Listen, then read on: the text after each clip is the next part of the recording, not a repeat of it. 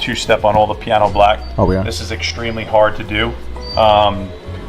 Whenever we polish out, like even you can see like he still has minor defects. In the light you can see it. So we don't want this. We want this to be absolutely perfect before it gets coated. So we're gonna go around with the Rupees micro polishers, and we're gonna micro polish all of this so that it's perfect for the customer.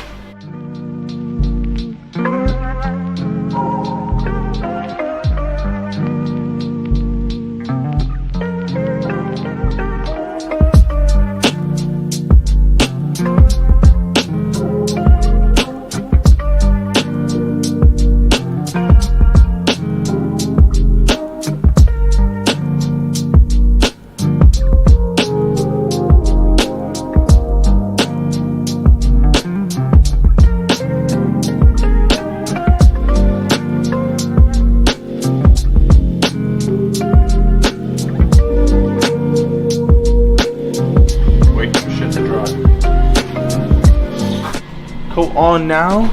You can see it kind of beading up. So typically we